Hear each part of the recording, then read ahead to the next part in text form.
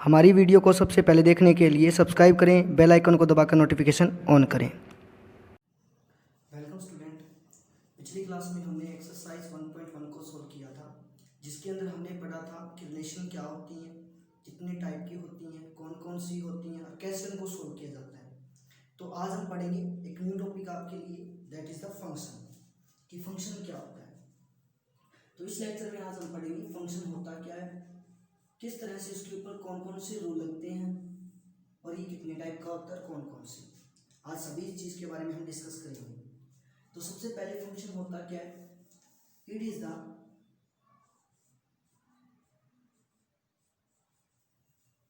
Special case of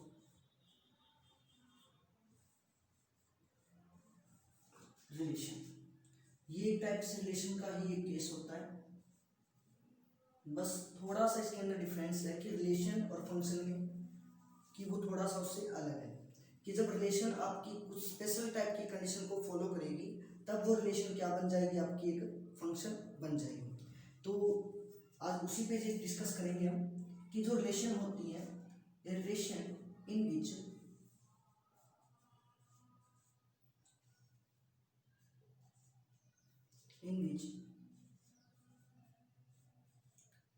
every element of its domain. किस relation के अंदर क्या होता है कि जो डोमेन होता है उसके जितने भी एलिमेंट्स हैं वो सभी एलिमेंट या तो उसी एलिमेंट के साथ रिलेशन रखते हैं या फिर किसी अदर के साथ। तो जितने भी उसमें एलिमेंट होते हैं उसके सिंगल एलिमेंट्स एक के साथ और उससे ज़्यादा भी क्या रख सकते हैं, रिलेशन रख सकते हैं। बट फंक्शन में क्या होगा कि जो आपको सेट दिया जाएगा उसके डोमेन में जो एलिमेंट्स होंगी उनकी रिलेशन सिर्फ सिंगल एलिमेंट के सिंगल के साथ ही होनी चाहिए, that is the function. But relation में क्या होता है कि वो एलिमेंट्स एक से ज़्यादा भी इमेज या फिर रिलेशन रख सकता है। तो यही इसके बीच में डिफरेंस है रिलेशन और फंक्शन के अंदर। Relation in which elements of its domain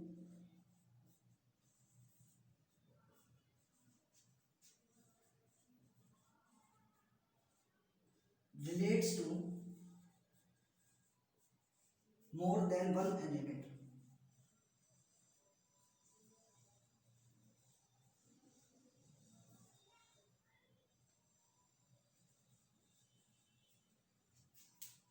of its codomain।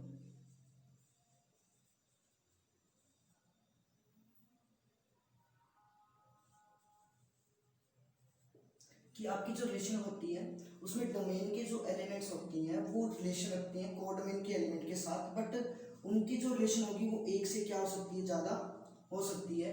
जबकि well in function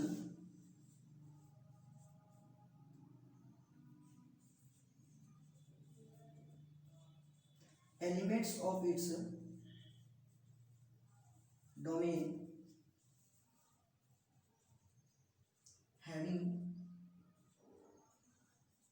one and only one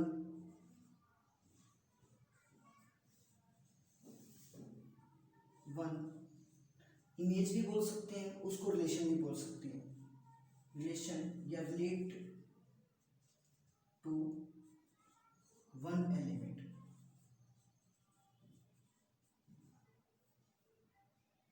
it's of its codomain.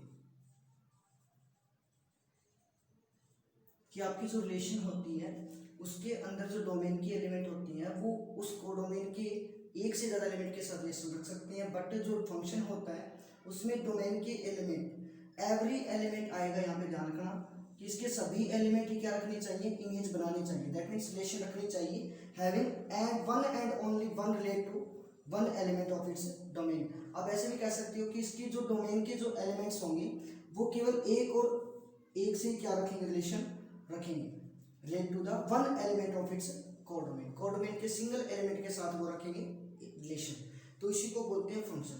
तो इसको हम डेफिनेशन और इसको रिप्रेजेंट कैसे करेंगे वो देखते हैं अभी कि फंक्शन को हम किस तरह से रिप्रेजेंट करते हैं और किस तरह से उसको डिफाइन किया जाता है। तो हम लेट कर लेते हैं, हमारे पास टू सेट है जो कि नॉन एम्प्टी सेट है, that means which have only some elements. तो डेफिनेशन क्या होगी इसकी, फंक्शन की,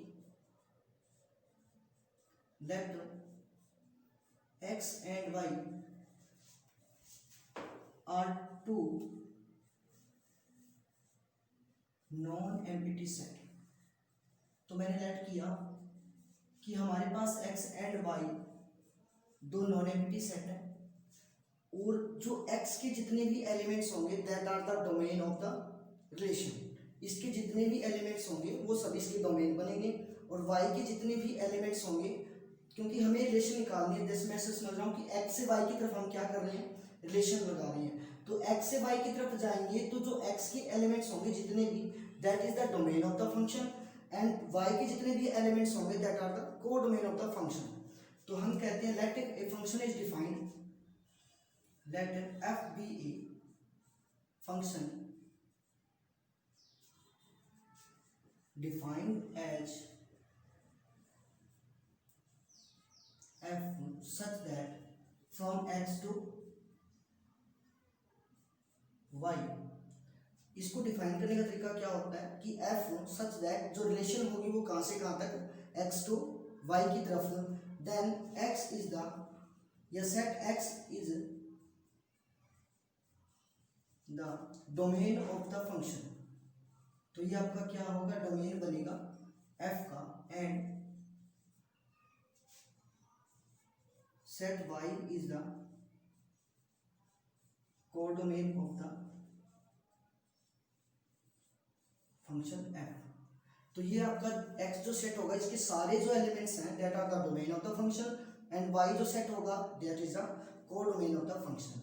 तो अब इसमें क्या रिलेशन बनेगी आपकी कि एक आपका फंक्शन हो गया जो कहाँ से कहाँ तक रिलेशन बना रहा है, x टू y के अंदर, देन एवरी एलिमेंट, डेफिनेशन क्या होगी इसके, देन एवरी एलिमेंट या each elements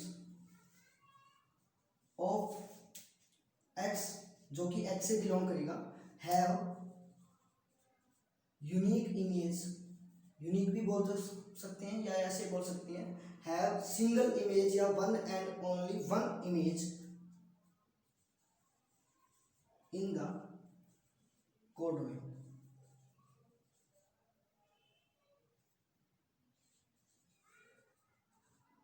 then it is a function. और इसको बोलेंगे कैसे, कैसे इसको रीड आउट करते हैं, f is a function of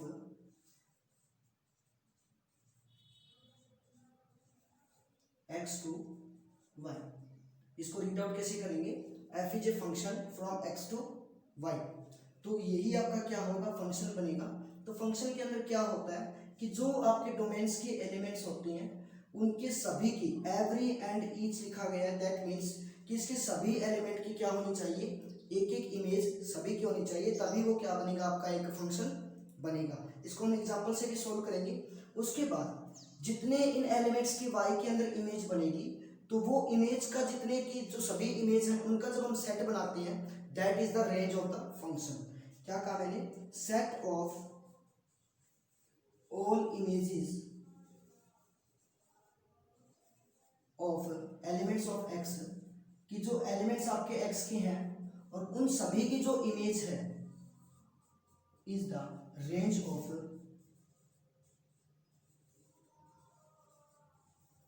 f। तो वो फंक्शन f की क्या बनेगी, रेंज बनेगी।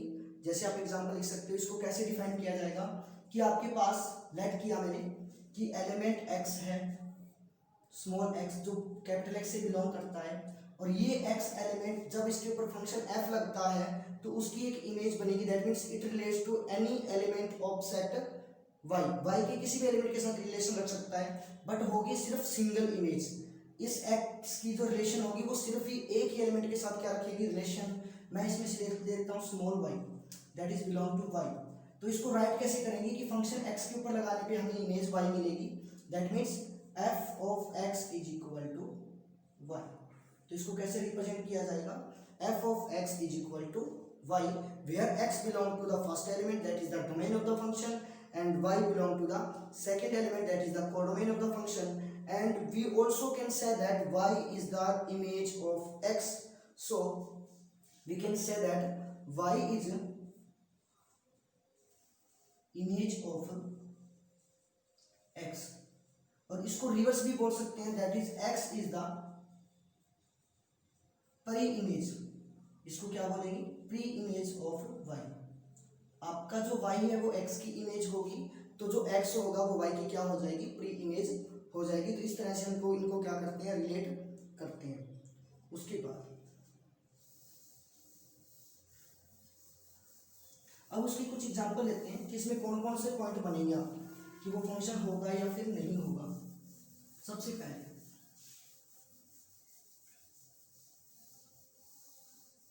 एग्जांपल से समझते हैं इस चीज को कि आपके पास दो सेट है। एक आपके पास एक्स सेट है जिसमें मैंने एलिमेंट ले लिए, मान लेते हैं 1 2 3, और एक आपके पास वाई सेट है जिसमें 3 4 5। तो सबसे पहली कंडीशन कि मैं लेट करता हूं कि इसके पास तीन एलिमेंट्स हैं और तीनों की इमेज है। पहले की 4 होगी मान लेते हैं, दूसरे की 5 और तीसरे की 1, तीसरे की 3 मान लेते हैं। तो इसके अंदर जो सेट x है आपके पास, दिस इज द डोमेन, और मैंने इसके ऊपर एक फंक्शन लगाया f such that from x to y। तो मैंने एक फंक्शन लगा दिया जो कहां से कहां जाएगा? x से y के अंदर जाएगा। तो ये जो आपका सेट होगा that is the domain of the function, that is the codomain of the function. तो ये आपका डोमेन है और ये आपका कोडोमेन है। डोमेन के अंदर सिर्फ तीन एलिमेंट्स थे और तीनों की सिंगल सिंगल इमेज है, 1 की 4 के साथ, 2 की 5 के साथ, 3 की 3 के साथ। इसको रिप्रेजेंट भी कैसे करते हैं हम कि f की जब 1 की इमेज निकालेंगे तब आपको क्या मिलेगा? 4, 2 की इमेज निकालेंगे that is equal to 5, and 3 की इमेज निकालेंगे दैट इज इक्वल टू 3। मैंने ये लेट किया है कि इस टाइप से आपकी ये डोमेन है और ये आपका कोडोमेन है। तो आपके जो फर्स्ट एलिमेंट सेट है उसके सभी एलिमेंट की सिंगल सिंगल इमेज है, therefore it is a function. तो ये आपका क्या बनेगा? इट इज ए फंक्शन बनेगा। अब हम इसी के अंदर चेक करते हैं कि हमारे पास मान लेते हैं सेट एक एलिमेंट और था x के अंदर, but it have no image in the set y। कि आपके पास x एलिमेंट के x डोमेन के अंदर एक सिंगल ऐसा एलिमेंट आपको मिल गया जिसकी कोई भी इमेज नहीं है y के अंदर, then it is not a function. Because हमने ये भी पढ़ा था कि जितने भी सेट डोमेन के जितने भी एलिमेंट होते हैं उन सभी की सिंगल सिंगल इमेज होनी चाहिए। That means every element of set A is related to any single elements of the या unique element of the set y। तो आपके पास 4 ऐसा मिल गया that is belong to x, but f4 is not 4 have not image, then it is not a function। तो आपका ये फंक्शन नहीं बनेगा। सेकंड टाइप जिसमें आपका सेट ए के अंदर या x के अंदर आपको एक ऐसा एलिमेंट मिल गया जिसकी कोई भी इमेज नहीं है y के अंदर, then it is not function. तो ये आपका फंक्शन नहीं बनेगा। अब हम लेट करते हैं जैसे कि आपका इसमें एलिमेंट है एक 6, बट फंक्शन के लिए क्या कंडीशन होती है कि जो x के सेट के जितने भी एलिमेंट्स हैं उनकी इमेज होनी जरूरी है, ना कि ये कि y के भी जितने भी एलिमेंट्स हैं वो किसी न किसी की प्री इमेज होनी चाहिए, मतलब उनकी प्री इमेज होनी चाहिए। ये that is not matter, because function की सिर्फ ये कंडीशन होती है कि जितने भी डोमेन के एलिमेंट होते हैं उनके सभी की सिंगल सिंगल इमेज होनी चाहिए, that then it is also a function. तो ये भी आपका क्या बनेगा? फंक्शन बनेगा, क्योंकि हमारे पास जितने भी डोमेन्स के एलिमेंट हैं उन सभी की सिंगल सिंगल इमेज है, इसलिए ये क्या बन जाएगा? आपका फंक्शन बनेगा। थर्ड पार्ट में क्या कहा मैंने कि आपके पास y के अंदर एक ऐसा एलिमेंट आपके पास जिसकी जो किसी की भी इमेज नहीं है, फिर भी ये क्या रहेगा? फंक्शन। फंक्शन की कंडीशन सिर्फ ये होती है कि जितने डोमेन के एलिमेंट होते हैं सभी की सिंगल सिंगल इमेज होनी चाहिए, ताकि चाहे आपके y के अंदर कोई भी एलिमेंट बचे। तो इसका मतलब ये भी क्या होगा? Function. It is function. Next हम बात करते हैं कि मान लेते हैं जैसे 1 की आपके पास एक और इमेज है इज इक्वल टू 6, तो आपके पास 1 की 4 भी इमेज आ रही है, 1 की आपके पास 6 भी आ रही है, तो दैट इज नॉट फंक्शन।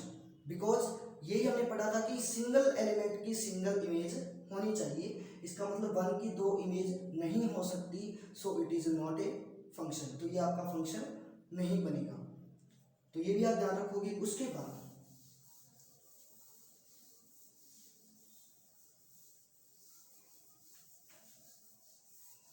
हम देखते हैं कि हमने लेट किया एक सेट और ले लेते हैं जिसमें 1 2 3 4 5 6 एंड 7। तो आपके पास 1 है, इसकी 4 इमेज है, 2 की भी कौन सी मान लेते हैं 4 इमेज, 3 की मान लेते हैं 5। तो ये फंक्शन बनेगा या फिर नहीं बनेगा ये चेक करना है। तो आपके पास जो 1 एलिमेंट है उसकी इमेज 4 है, तो इसकी इमेज तो एक ही है ना, 1 की क्या है 4, एक से ज्यादा तो नहीं है, 1 की इमेज तो 4 आ रही है, दैट मीन्स एक एलिमेंट की एक इमेज मिल रही है हमें। 2 की भी इमेज क्या है 4, तो इस 2 की भी सिंगल ही इमेज आपको मिल रही है। ये मैटर नहीं करता कि वो इमेज सेम हो, मैटर ये करता है कि एक एलिमेंट की एक ही इमेज होनी चाहिए, एक से ज्यादा नहीं होनी चाहिए। और दूसरी कंडीशन क्या है कि इस सेट के सभी एलिमेंट की एक ना एक इमेज होनी जरूरी है, तभी हम क्या बोलेंगे that is the function, otherwise it is not a function. तो आपकी 3 की भी इमेज मिल रही है दैट इज इक्वल टू 5, तो इसका मतलब इसके तीनों एलिमेंट्स के सिंगल सिंगल इमेज मिल रही है, therefore it is a function. तो ये आपका क्या बनेगा एक फंक्शन बनेगा। यदि आपके पास एक ऐसा एलिमेंट मिल जाता है जिसकी कोई भी इमेज नहीं है तभी ये क्या बनेगा फंक्शन नहीं बनेगा। एक अगली कंडीशन क्या कि एक एलिमेंट की 2 इमेज नहीं हो सकती, सिर्फ सिंगल इमेज होनी चाहिए, तभी ये आपका क्या बनेगा फंक्शन बनेगा। तो फंक्शन के अंदर ये आपको कंडीशंस याद रखनी है कि उसके सभी एलिमेंट की सिंगल इमेज होनी चाहिए, चाहे वो सेम कहीं कुछ एलिमेंट्स की इमेज क्या हो जाए आपकी सेम हो, फिर भी वो क्या रहेगा फंक्शन बनेगा। उसके बाद नेक्स्ट टॉपिक है अलजेब्रा ऑफ रियल फंक्शन। कि अलजेब्रा मीन्स क्या होता है कि हम कैसे उन दोनों फंक्शन को जोड़ सकते हैं, माइनस कर सकते हैं, मल्टीप्लाई, सब्ट्रैक्शन मतलब डिवाइड। तो आज हम अभी उसके बारे में पढ़ेंगे, that is the algebra of the real function. ये फंक्शन जो है ये सभी रियल है, दैट मीन्स कि जितने भी फंक्शन आपके एलिमेंट्स हैं उनकी जो इमेजेस मिलेगी वो सभी क्या मिलेंगे आपको रियल नंबर बेस्ड है, इसलिए रियल ही मिलेगी। नेक्स्ट टॉपिक अपना अलजेब्रा ऑफ रियल फंक्शन।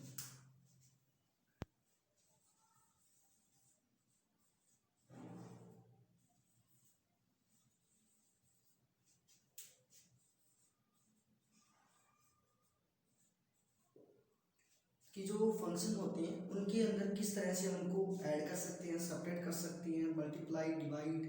तो जब उनको ऐड और मल्टीप्लाई जब भी हम करते हैं तो उनसे जब नया एक फंक्शन बनता है that is the real function of algebra. मतलब क्या होगा कि जो फंक्शन है वो रियल आपका, दैट मीन्स जो डोमेन और जो कोडोमेन्स के जो एलिमेंट होंगे वो क्या होंगे आपके रियल नंबर से लिए जाएंगे, that is the real function. और उनके ऊपर हम देखेंगे कि किस तरह से हम अलजेब्रा उनके ऊपर लगा सकते हैं, दैट मीन्स मल्टीप्लिकेशन, एडिशन, किन्हीं दो फंक्शन को कैसे ऐड करना, सेपरेट करना, मल्टीप्लाई, डिवाइड।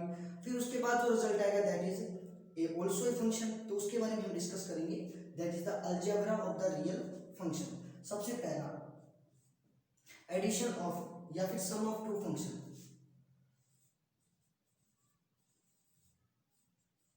कि आपके पास दो फंक्शन है और उनका क्या करोगे ऐड करोगे, दैट मीन्स सम करेंगे। तो हम लेट कर लेते हैं दो फंक्शन, एक आपके पास f है, एक आपके पास g है।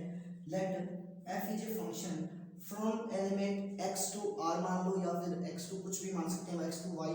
तो हम ले लेते हैं क्योंकि रियल फंक्शन है, दैट मीन्स इनकी जो इमेज आएंगी फंक्शन की वो सभी रियल आएंगी, that is the real function.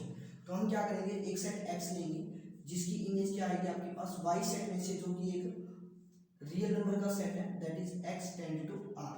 तो जो फंक्शन f होगा वो क्या होगा, it is a function from x to r। And second set लिया मैंने, सेकंड फंक्शन लिया जो कि g फंक्शन होगा, that is from x to r। मैंने दो सेट लिए, एक तो f फंक्शन लिया और एक g फंक्शन लिया, और दोनों के दोनों क्या है x टू r की तरफ ही मूव कर रही है। इसका मतलब दोनों के दोनों जो है वो रियल वैल्यूड फंक्शन आपके। Let f and g are two real valued functions, then f plus g is a function। कि जो जब हम इन दोनों को प्लस करेंगे f और g को, दोनों फंक्शन को, तो ये भी फंक्शन बनेगा। बट इसके जो एलिमेंट्स होंगे, जो इनकी इमेज होगी, ये भी कहां से जाएगा बेटा, x से r की तरफ ही मूव करेगा। That means f plus g is a function from x to y, x to y नहीं बोलेंगे, x टू आर, क्योंकि ये रियल वैल्यूड फंक्शन है तो इनकी इमेज सभी की रियल ही आएगी। तो ये एक फंक्शन कब वो कहाँ से कहाँ तक होगा, x से r तक ही होगा। There exist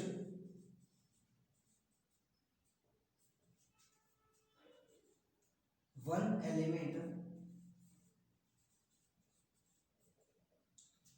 from fx plus gx, कि आपका क्या होगा कि जब आप इसके ऊपर एक फंक्शन लगाओगे x के ऊपर, तो आपको जो एक एलिमेंट मिलेगा वो कहाँ से मिलेगा, fx plus gx for all x belong to x, कि जितने भी आपके पास x एलिमेंट होंगे और जब आप इस पे f प्लस g एक फंक्शन लगाओगे, दैट्स जब वो इमेज आएगी वो आपकी कहाँ से बिलोंग करेगी, fx प्लस gx से बिलोंग करेगी, तभी आपका फंक्शन क्या होगा, ये f प्लस g एक फंक्शन बनेगा। तो इसका मतलब क्या हुआ कि जब f प्लस जी आप x के ऊपर लगाओगे, दैट मीन्स x के ऊपर जो डोमेन होगा उसके अंदर लगाएंगे, उसके ऊपर लगाएंगे, तब आपको क्या मिलेगा, fx प्लस gx। तो ये आपका फंक्शन क्या होगा कि फंक्शन आपका किस तरह से अलजेब्रिक काम कर रहा है कि जब दो फंक्शन को आपने अलग अलग लिया और उनको जब प्लस करके उसी सेट के ऊपर लगाया तो आपको क्या मिलेगा, रियल नंबर से एक फंक्शन का आंसर मिलेगा, दैट मीन्स इमेज मिलेगी। और वो इमेज कैसी होगी, fx प्लस gx। तो यही आपका क्या होगा, सम ऑफ टू फंक्शन। इसी तरह हम सब्ट्रैक्शन देखेंगे तो क्या होगा, f minus g into x is equal to f x minus g x. इसका मतलब ये हुआ कि जब आप x एलिमेंट के ऊपर f माइनस जी का एक फंक्शन लगाओगे तब आपको जो इमेज मिलेगी वो कैसी मिलेगी, F x minus g x. और ये जो इमेज है ये कहाँ से बिलोंग करेगी, आपकी रियल नंबर में से, जहाँ पे आपका सेट जा रहा है, दैट मीन्स कोडोमेन के अंदर से ही मिलेगी। For all x belong to x, जितने भी एलिमेंट्स होंगे सभी की आपको सिंगल सिंगल इमेज मिलेगी, तभी एक फंक्शन बनेगा, अदरवाइज नहीं बनेगा। उसके बाद थर्ड पार्ट मल्टीप्लिकेशन, कि f डॉट जी जब फंक्शन लगाएंगे x के ऊपर तो आपको क्या मिलेगा, एफ एक्स इंटू जी एक्स। जो इमेज मिलेगी वो इस सेट से आपको मिलेगी, that is the f dot G into x. तो ये आपका क्या होगा, ये भी क्या मिलेगा आपको, एक रियल नंबर ही मिलेगा, तभी एक आपका क्या बनेगा, एक फंक्शन बनेगा। उसके बाद फोर्थ पार्ट आता है इसका, क्वोशिएंट फॉर्म भी बोलते हैं उसको, या क्वोशिएंट फंक्शन भी बोलते हैं, क्वोशिएंट ऑफ टू फंक्शन, कि हमारे पास दो फंक्शन है और उनका क्वोशिएंट किस तरह से निकलेगा।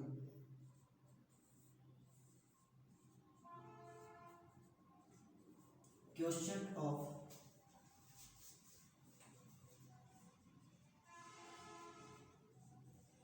टू फंक्शंस, कि जो क्वोशिएंट होता है दो फंक्शन का वो कैसे निकलेगा, कि हमारे पास मान लेते हैं कि f और g दो फंक्शन थे x टू r के अंदर, तो f अपॉन g जो फंक्शन बनेगा x के ऊपर, that is equal to f x upon g x.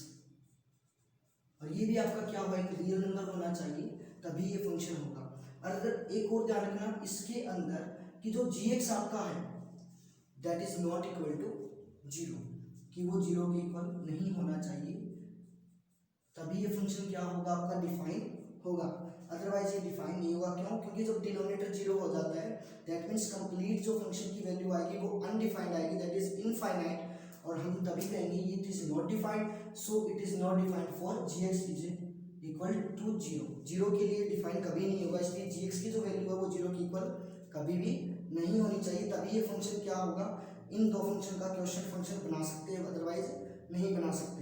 उसके बाद फिफ्थ पार्ट आता है मल्टीप्लाई बाय ए स्केलर, कि फंक्शन को मल्टीप्लाई करने से क्या फर्क पड़ेगा।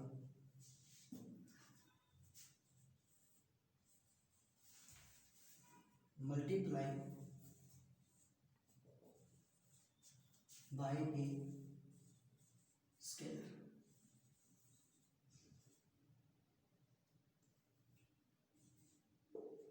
जैसे मैंने लेट किया कि f आपके पास एक फंक्शन है जो कहां से कहां जा रहा है, x टू r के अंदर, that is the real valued function, और इसके ऊपर मैंने क्या किया, इसको एक कांस्टेंट से मल्टीप्लाई किया, that is the cf। c मैंने कांस्टेंट लिया और इसके ऊपर फंक्शन, इससे f को क्या कर दिया, मल्टीप्लाई, फिर उसके बाद जो फंक्शन बना तब मैंने उसके ऊपर लगाया x के ऊपर, तो तो आपका क्या आंसर आएगा कि सी तो एक कांस्टेंट है, दैट इज हम क्या लिख सकते हैं आउटसाइड, क्योंकि फंक्शन क्या करेगा उसकी इमेज देगा, दैट मीन्स एफ एक्स। तो आपका क्या बनेगा, स्केलर से मल्टीप्लाई करने से इस टाइप का फंक्शन क्या हो जाता है कि कांस्टेंट आपका बाहर आ जाता है। तो ये जो सी एफ इंटू एक्स बनेगा वो क्या बनेगा, सी इंटू एफ एक्स बन जाएगा। सिर्फ आपकी एफ एक्स एफ की ही उस पर एक्स के ऊपर लगेगा, सी आपका क्या आ जाएगा बाहर। तो इसको बोलते हैं multiplication of a by a scalar to a function. एक फंक्शन को स्केलर से मल्टीप्लाई करने से क्या इफेक्ट करता है, तो उसकी जो इमेज होगी वो रियल वैल्यू ही होगी, ध्यान रखना ये भी। उसके बाद नेक्स्ट है sixth part, reciprocal of A function.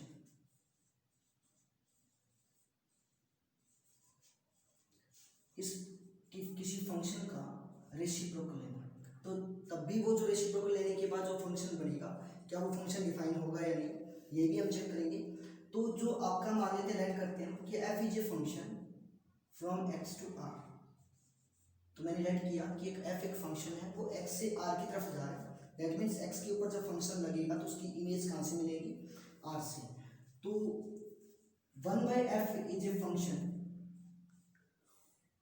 या इज ए रेसिप्रोकल फंक्शन बोलेंगे इसको। रेसिप्रोकल किसका होगा, ये एफ का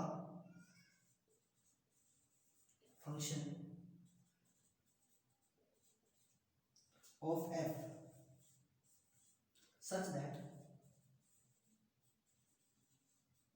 1/f into x is equal to 1/f x.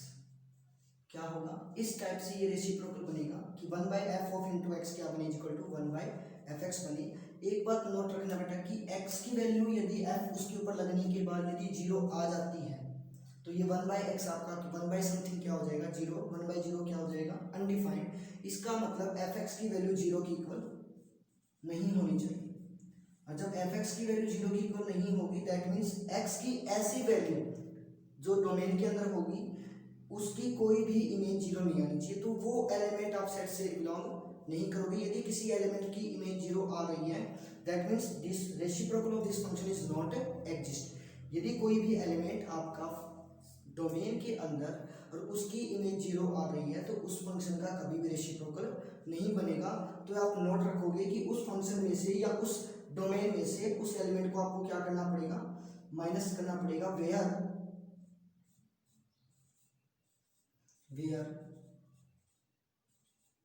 f(x) = 0। जब आपकी फंक्शन x के ऊपर यदि 0 वैल्यू देता है तो उस सेट को हम डोमेन से क्या, उस एलिमेंट को डोमेन से क्या कर देंगे, हटा देंगे, तभी आपका फंक्शन क्या बनेगा, उसका रेसिप्रोकल एग्जिस्ट करेगा, वरना अदरवाइज नहीं करेगा। तो आज की क्लास में हम इतना ही देखेंगे। नेक्स्ट क्लास में हम पढ़ेंगे कि फंक्शन के टाइप कौन कौन से होते हैं और किस तरह से उनको प्रूफ किया जाता है। तो आज की क्लास में इतना ही, थैंक यू।